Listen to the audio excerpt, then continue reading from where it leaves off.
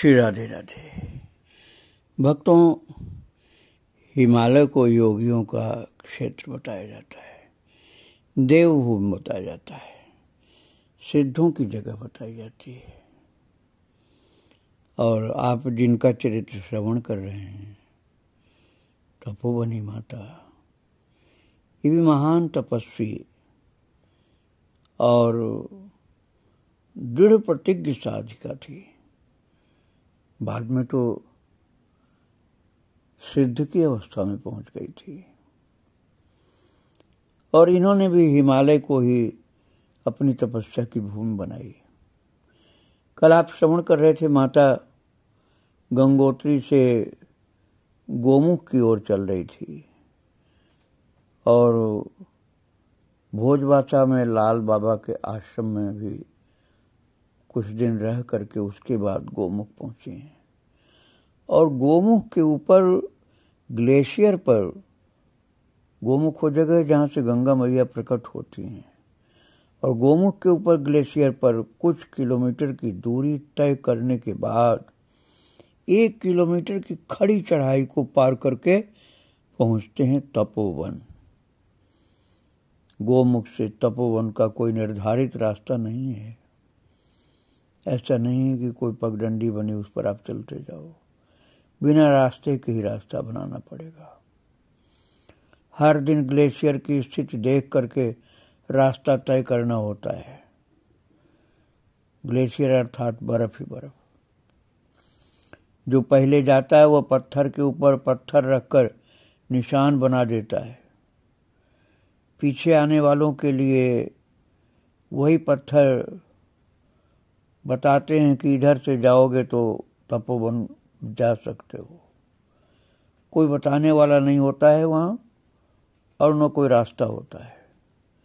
गर्मी में धूप से जब बर्फ पिघलती है तो ग्लेशियर की निचली परतों में हलचल होती है और छोटी बड़ी दरारें पड़ जाती हैं, जिससे ऊपर के पत्थर अपनी जगह बदलने लगते हैं और वहां का भूगोल नया आकार ले लेता है। रास्ते बदल जाते हैं। पर्यटकों के लिए ग्लेशियर को पार किए बिना तपोवन जाने का कोई और रास्ता नहीं है।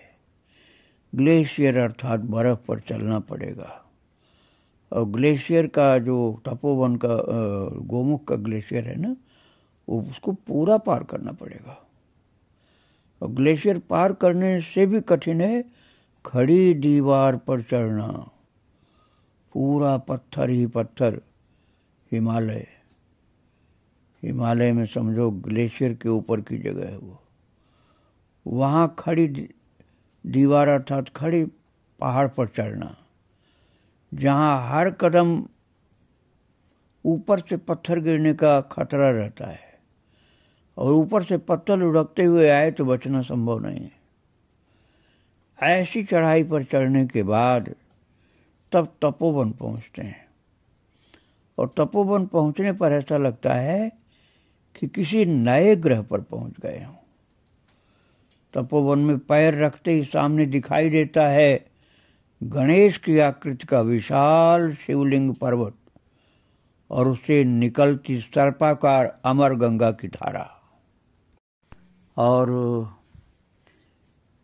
तपोवन की ये जीवन धारा, जिसमें जल केवल मिल सकता है और वहाँ जल नहीं है, वो 2-3 किलोमीटर की यात्रा तय करके ग्लेशियर में समा जाती है। वो जो तपोवन से निकलती हुई शिवलिंग पर्वत पर से सर्पाकार अमर गंगा आती है, वो तपोवन के एक किनारे से, मतलब वो बहुत दूर है जहाँ पर निवास करती थी माता, उससे अलग है।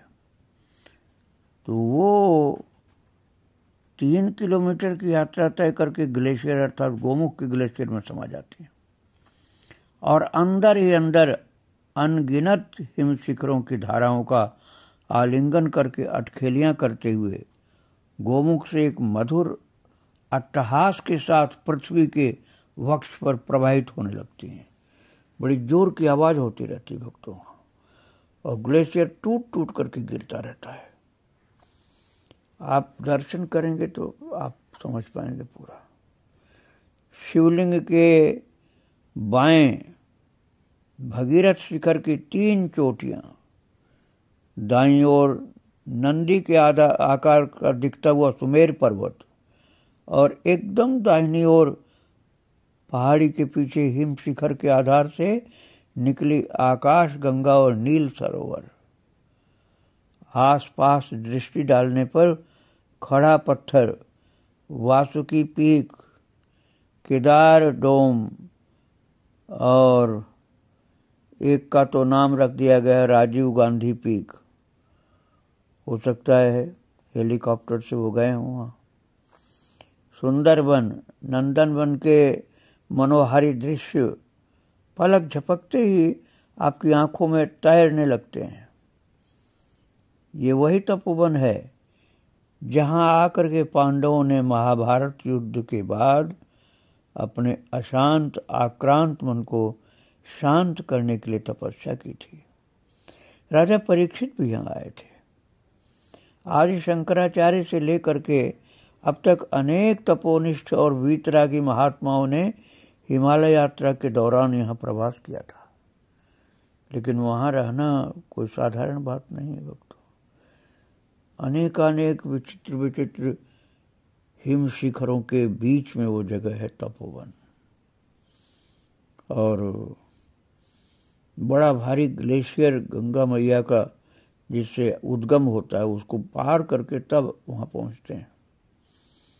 पहले केदारनाथ, बद्रीनाथ, यमुनोत्री और गंगोत्री की यात्रा हिमालय में ग्लेशियर के रास्ते होती थी, क्योंकि उस समय तो रोड बनी नहीं थी। तो ग्लेशियर के ऊपर चलता हुआ कोई खत्म हो जाता था, कोई पार कर पाता था। इस दौरान तपोवन संतों का पड़ाव होता था। तपोवन में प्रवेश करते ही अमर गंगा के किनारे एक गुफा को माता ने अपनी कुटिया मानी। वो गुफा कोई ऐसी नहीं है कि जिसको आप मकान समझ लें। लाल बाबा द्वारा भेजे गए सामान को लाने वाले पोर्टरों के साथ, अर्थात जो कुली होते हैं, जो अपने सिर पर या अपनी पीठ पर सामान लेकर के आते थे, लाल बाबा मंगवाते थे गंगोत्री से सामान। उन्हीं कुलियों के साथ माता ने गुफा के द्वार को ढकने की व्यवस्था कर ली, जिससे शीतकाल में बर्फ से बचाव हो सके। लकड़ी के पट्टों का दरवाजा बन गया। अंदर अपना आसन लगा लिया। राशन, दूध का पाउडर, चीनी और चाय पत्ती की व्यवस्था लाल बाबा ने कर दी। साथ ही ये हिदायत भी दे दी कि यदि शरीर साथ न दे तो दीपावली तक नीचे उतर जाऊं। उसके बाद 6 महीने आने जाने के रास्ते बंद हो जाएंगे। दीपावली तक नीचे नहीं उतरे तो फिर नीचे उतरने का रास्ता ही नहीं रह जाएगा। सब नदी और बर्फ सब एक हो जाएंगे, ग्लेशियर नदी सब एक हो जाएंगे। न कोई सहायता मिलेगी और न नीचे आने का कोई साधन, न कोई रास्ता होगा। माता कहते हैं कि तपोवन में शीतकाल का भय दिखाने का मुझ पर कोई असर नहीं हुआ। यहाँ पहुंचकर ऐसा लगा कि सारा बोझ मेरा उतर गया। शरीर हल्का, मन शांत और मृत्यु का कोई डर नहीं। तपोवन में उस समय 2 और गुफाएं थीं, जिसमें गंगोत्री के कपाट खुले रहने के दौरान गर्मियों में कुछ महीनों के लिए 2 संत तपोवन प्रयास करते थे। जब रास्ता चालू रहता था उस समय इनमें शिमला बाबा कई सालों से गर्मियों में गुफा में रहते थे, जाड़े में कोई नहीं रहता था। जब उन्हें मालूम हुआ कि इस शीतकाल में भी यहाँ रुकने वाले हैं, तो उन्होंने भी सलाह दी कि दिवाली से पहले नीचे चले जाना, नहीं तो शीतकाल के बाद तुम्हारा शरीर ही यहाँ से जाएगा फिर, अर्थात जीवन नहीं रहेगा। यहाँ रहना बहुत कठिन है। पीने के लिए बर्फ गला करके पानी निकालना होता है। सर्दियों में जलाने के लिए लकड़ियां भी नहीं मिलती। कई दिनों तक गुफा से बाहर निकलना भी मुश्किल हो जाता है। उन्होंने कहा कि वह एक बार शीतकाल में यहाँ रहकर इन परेशानियों का सामना कर चुके हैं और किसी तरह अपने शरीर को बचा पाए। संभावना बहुत कम थी कि बच पाएंगे, लेकिन किसी तरह से शरीर बच गया उस शीतकाल में उनका। तब वो नीचे गए। अब कुछ समय के लिए तपोवन आते हैं गर्मी के टाइम में, बाकी समय गंगोत्री रहते हैं। शिमला बाबा की बातों से भी मन विचलित नहीं हुआ माता का।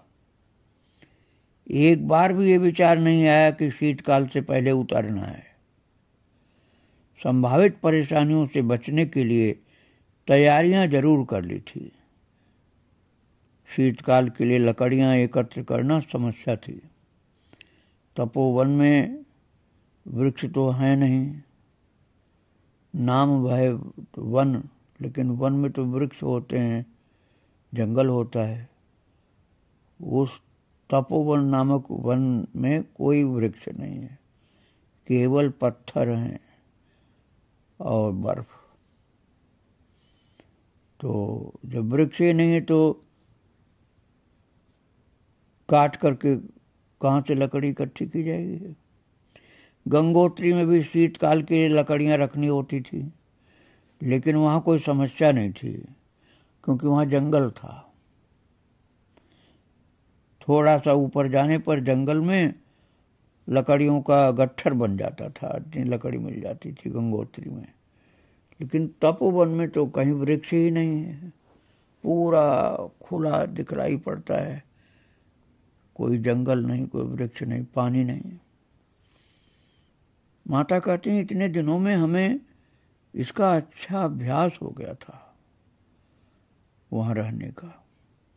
तपोवन में पत्थरों के नीचे छोटी छोटी झाड़ी मिलती है, बहुत छोटी छोटी। उससे आप लकड़ी इकट्ठा करने की संभावना नहीं पाएंगे।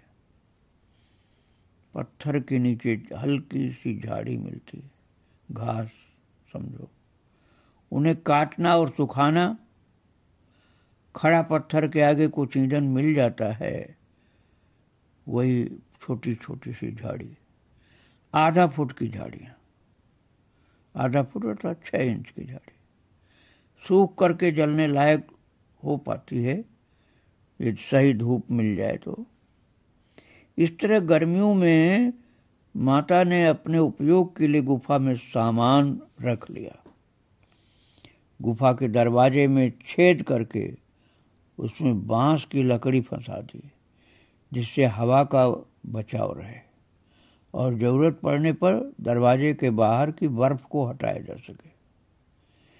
इसी दौरान छोटे पत्थरों को इकट्ठा करके गुफा के बाहर एक चट्टान सी बना ली और उसके आगे पत्थरों के बीच से अमरगंगा तक जाने के लिए एक रास्ता भी बनाया, जिससे खुले में नित्य कर्म के लिए जाने में आसानी हो सके, क्योंकि वहाँ तो भक्तों शौचालय होता नहीं, वहाँ तो पर्वत ही पर्वत है। तो खुले में शौचादिक क्रिया के लिए जाना पड़ेगा और कोई दूसरा तो था ही नहीं, अकेली माता थी। दीपावली के पहले ही तपोवन में आना जाना बंद हो गया, कोई नहीं आता था। शिमला बाबा भी हिदायतें देकर के नीचे चले गए कि दीपावली तक आ जाना, नहीं तो बचना मुश्किल है यहाँ। अब एक दूसरे को, किसी को भी देखने और बात करने के लिए माता कहती उस क्षेत्र में हम कुल 3 लोग रह गए। कौन से 3 लोग? कोयल जैसी पीली चोंच वाली चिड़िया, कोयल जैसी पीली चोंच वाली एक चिड़िया, एक वो रह गई। और एक माता रह गई और एक बरड़ के झुंड, अर्थात हिरन के सींगों जैसी ब्लू शीप, जिसे स्थानीय भाषा में बरड़ कहते हैं। आप भेड़ समझ लीजिए, भेड़, एक वो चिड़िया और एक माता, वही रह गई। बरड़ के झुंड शिवलिंग की तराई में रहते हैं। यहाँ की घास का स्वाद लेने झुंड के साथ कभी कभी नीचे मैदान में उतर आते हैं, हमेशा नहीं मिलते। माता कहती हैं कि वहाँ जो घास मिलती है पत्थरों के नीचे छिपी सी, जो बर्फ से बच जाती है, वो नमकीन होती है, हल्की सी, जिसे चाटने के लिए वही भेड़ जो बताया ना, वो कोई पाली हुई भेड़ नहीं होती वक्तों, वही जैसे जंगल में शेर होते हैं ना, तो शेर वहाँ तो मर जाएगा, शेर नहीं रहता वहाँ, वहाँ वो भेड़ होती है। वो भी गिनती की कभी कभी कोई एक दो भी दिखलाई पड़ती, हमेशा नहीं दिखती। और वही घास चाटने के लिए मौसम खुला होने पर 2-3 किलोमीटर की यात्रा करके तब वो वहाँ पहुँचती हैं। पता नहीं कहाँ छिपी रहती हैं। 1-2 भेड़ और एक पीली चिड़िया और एक माता, बस 3 लोग थे वहाँ। पहली बार गुफा से बाहर 100 भेड़ का झुंड एक बार दिखलाई पड़ा। भेड़, कोई उनका चराने वाला नहीं था, कोई उनको चराने वाला गड़ेरिया नहीं था, भेड़ों का कोई चरवाहा नहीं था, केवल भेड़ अर्थात जंगली भेड़ थी। एक बार दिखलाई पड़ी थी। वैसे तो 1-2 भेड़ आ जाती थी कभी कभी, लेकिन एक बार 100 के लगभग भेड़ दिखलाई पड़ी थी।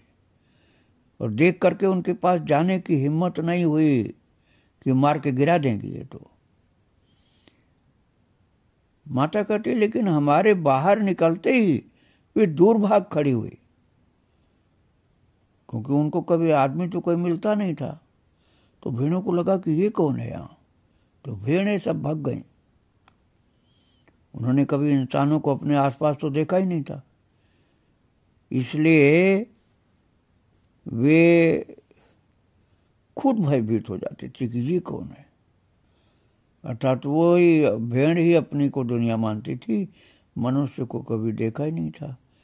तो वो माता दिखलाई पड़ी तो भेड़ भागी जोर देखते ही।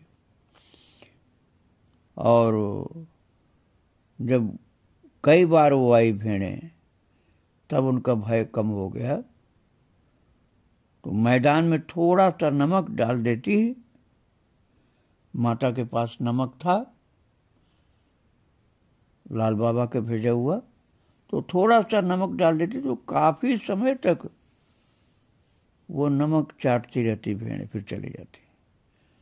और पीली चोंच वाली जो चिड़िया थी वो लगभग रोजाना आती थी। कहाँ से आती थी? अकेली चिड़िया। और पीली चोंच वाली चिड़िया की दृष्टि भी बड़ी तीव्र थी। गुफा के बाहर उनके खाने के लिए चावल, दाल या कुछ और रख देते तो थोड़ी देर में वो चिड़िया कहाँ से आ जाती थी पता नहीं, कोई वहाँ वृक्ष तो था ही नहीं। और वो जो चावल दाल या कुछ भी रखा हुआ था वो साफ कर देती, अर्थात खा जाती थी। शीतकाल में कई दिनों तक सूर्य नारायण के दर्शन नहीं होते थे।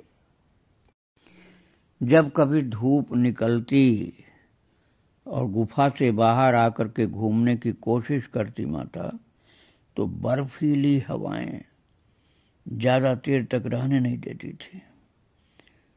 धूप, सूर्योदय हो जाता, कभी तो दर्शन सूर्योदय का होता, नहीं तो अधिकतर सूर्य ऊपर आ जाते तब दिखते थे।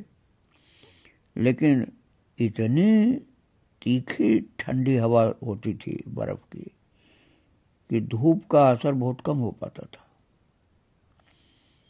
तो ज़्यादा देर तक धूप में भी टिकना मुश्किल होता था, गुफा के अंदर ही भागना पड़ता था। कुछ दिनों में चेहरे पर सर्दी, गर्मी और ठंडी हवाओं से लाल पपड़ी जम गई। अब आप लोग कभी हिमालय की यात्रा जैसे बर्फीली जगह पर गए होंगे तो देखते होंगे, आप लौट करके आएंगे न, गोमुख से चाहे लौट कर आएं तो नाक की खाल एक परत निकल जाती है, फिर चेहरे की निकलती है, और वो माता तो वहीं रह रही थी, गोमुख से भी बहुत ऊपर।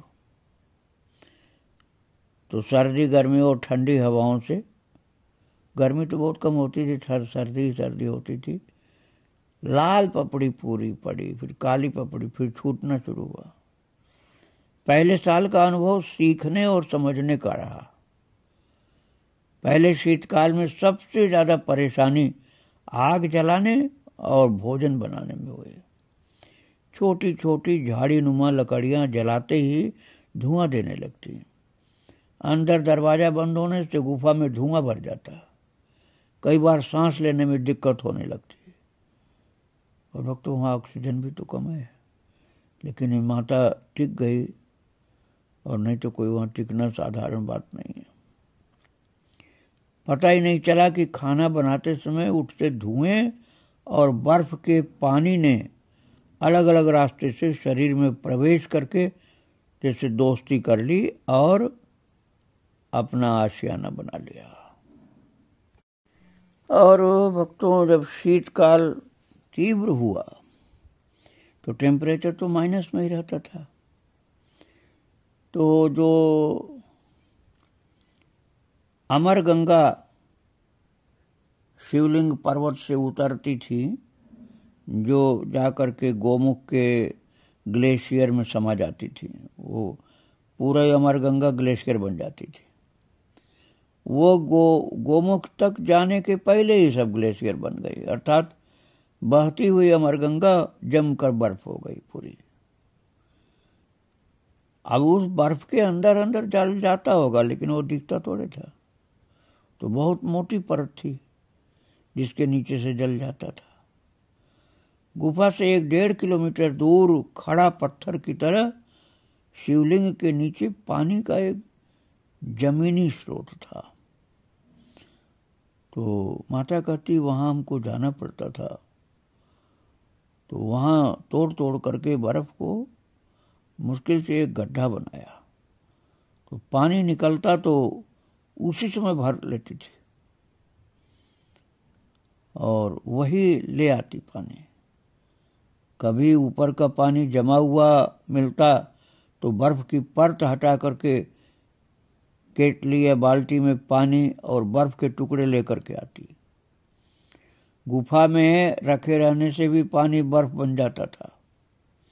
जब प्यास लगती या चाय बनानी होती तो बर्फ केटली में आग पर रखनी पड़ती थी, क्योंकि बर्फ को बिना पिघलाए पिया कैसे जाए। जब बर्फ पिघलती तब पीने को पानी मिलता।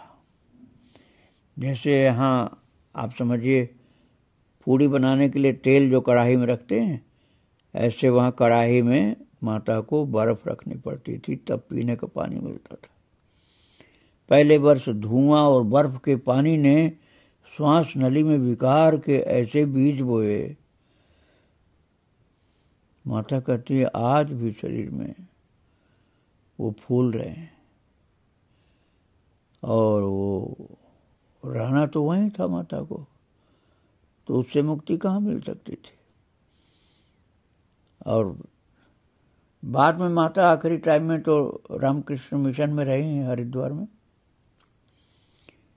तो वो कहती हैं उस समय कि अस्पताल के कमरे को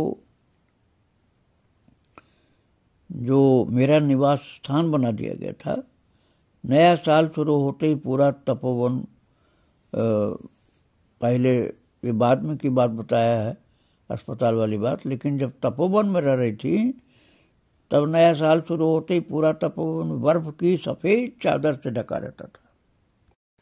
और तपोवनी माता का कहना है कि मेरे पास न तो घड़ी थी और न कैलेंडर था, इसलिए तारीख का भी पता नहीं चलता था कि कौन सी तारीख है, कौन सा महीना है, कौन सी तिथि है, ये भी नहीं पता चलता था वहाँ।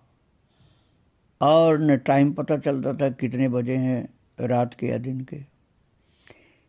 इसलिए नियम बना लिया कि हर रोज सुबह उठते ही डायरी में महीने के नीचे तारीख और दिन लिख लेती थी अपनी डायरी में सुबह सुबह, और साथ में मौसम का हाल भी लिखती थी कि आज कैसा मौसम है। डायरी रखने और लिखने की आदत उनकी उडुपी से ही थी। उडुपी जो समुद्र के किनारे कर्नाटक में जहाँ की माता थी, वहीं से लिखती थी।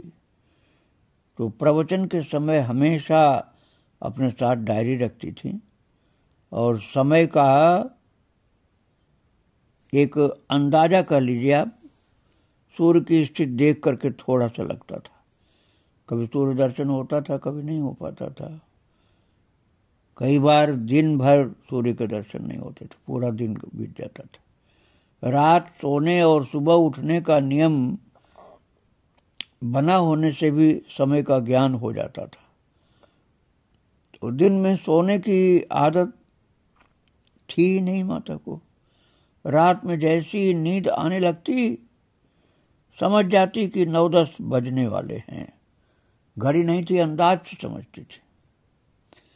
सुबह ब्रह्म मुहूर्त में आंख खुलने से भी समय का पता चल जाता। जब आंख खुल जाती थी तो अंदाजा लगाती थी कि ब्रह्म मुहूर्त हो गया होगा, क्योंकि घड़ी तो थी नहीं। इस प्रकार का वहाँ तपोवन का, बर्फ में रहने का एक अलग प्रकार का अनुभव था माता का, जिसकी चर्चा कल मैं और करूँगा। वहाँ की बात बताऊँगा आपको। आज माता को प्रणाम करके यहीं विराम दे रहा हूँ। श्री राधे राधे, जय श्री राधे।